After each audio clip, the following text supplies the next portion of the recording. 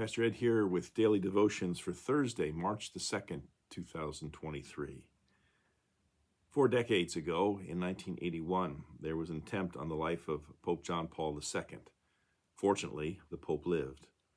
After he recovered, however, he shocked the entire world when he made a visit to the prison in Rome to see the man who had attempted to assassinate him on Christmas Day. Millions watched on television as the Pope visited Mehmet Ali Aga, who only 2 years before had tried to assassinate him. The white-robed Pope and jean-clad terrorist huddled in the dark prison cell for 20 minutes, talking in low voices that could not be heard.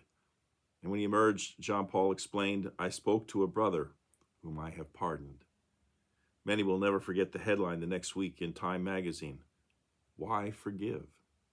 That's a good question, one that has been asked for centuries. Forgiveness, of course, is one of the major teachings of the ministry of Jesus Christ, the reason why we're taking a whole week to focus on it in our daily devotions. It's one of the key characteristics of the life of a disciple of Christ. But Dr. Larry Pettin talks about what forgiveness is not. He says forgiveness is not easy. It's the most difficult thing you'll ever do to forgive someone who has stolen from you, lied about you, hurt you, or broken a vow to you. Forgiveness is not natural, he says. The normal human response is revenge. The flesh always wants to get even. Forgiveness, he says, is not denial. You can't just put hurtful things underneath the rug. Someone hurt you, someone wronged you. How are you going to deal with that? Forgiveness is not a one-time event. Forgiveness is an active verb. You have to get up daily and die to the anger in your heart. It doesn't normally happen overnight. Forgiveness is not approval. Just because you forgive someone, that doesn't erase the wrong that they've committed. And finally, forgiveness does not necessarily resume a relationship. Good relationships are built on trust, and if someone has hurt you, broken that trust, you can forgive them, but you may not necessarily be able to resume that relationship. A year after that story about Pope John Paul II, Ronald Reagan was shot in an attempted assassination. And his attitude, his response, made quite an impression on his daughter, Patty Davis. She writes, "The following day, my father said he knew that his physical healing was directly dependent on his ability to forgive John Hinckley. By showing me that forgiveness is the key to everything, including physical health and healing, he gave me an example of Christ-like thinking." And it was Martin Luther King who said, "Forgiveness is not an occasional event, it is a permanent attitude." The story is told of a Pastor Hayes, a man in his mid-40s, was well loved by his congregation, faithful to God and his family, enjoyed a successful ministry in an exuberantly vital, growing church. And just when everything seemed to be going well, a cloud came over this man and his ministry. Rumors circulated through the church that Pastor Hayes was guilty of moral misconduct. He had been seen at the home of Miss Morrow, a school teacher, just a few weeks before she resigned for quote-unquote personal reasons and moved to another city. Apparently someone in the church put 2 and 2 together and came up with 5. Pastor Hayes now was innocent, but the stain of the alleged scandal could not be erased. The rumors followed him for years, seriously hampering his effectiveness as a pastor. It was difficult for him to endure the rejection, mistreatment, and misunderstanding caused by these false rumors. But it was even more difficult for him to witness the toll of these events on his wife and his teenage son.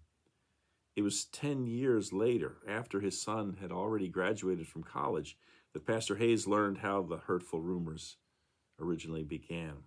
One night, a man the pastor had not seen for years appeared at his door. "Brother McLean," said Pastor Hayes in surprise, "I haven't seen you in 8 years, McLean supplied. "It's been 8 years since I left the church." McLean had been an elder in the church, but left a few months after his term expired. Pastor Hayes studied McLean's features. He looked older, and something was clearly troubling him. "Please, come in," the pastor invited warmly. "No," McLean answered quickly, "I only have a few minutes to talk. I just had to tell you, I was the one responsible." "What? The story about you and Miss Morrow," McLean interrupted. "I was the one who started it all." "You?" Pastor Hayes' hands and voice trembled as old emotions flooded back. "But why? You knew I was innocent, didn't you? Miss Morrow left town to care for her dying father. She called me to her house the day she learned of her father's cancer, and I went there to pray with her. How could you twist that into, I know. Tears began to fill the other man's eyes.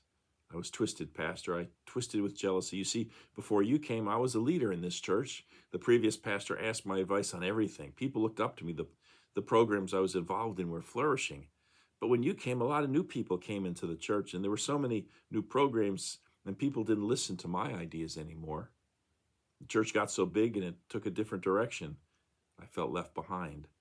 I was so angry and bitter against you, Pastor Hayes. I don't expect you to forgive me, but I just had to tell you. And the pastor stepped toward the man who had deeply hurt him for 10 long years. He wrapped his arms around Mr. McLean and embraced him. And there in the yellow light of the porch, the yellow glow of the porch light, McLean sobbed away years of pent-up sorrow and guilt in the arms of the man that he had wronged. And Pastor Hayes held him with strong arms of forgiveness and unconditional love, saying repeatedly, I forgive you, my brother. I forgive you. That's forgiveness in action. Well, we'll continue our look at this whole theme of forgiveness and the power of forgiveness tomorrow. Until then, take care. Bye.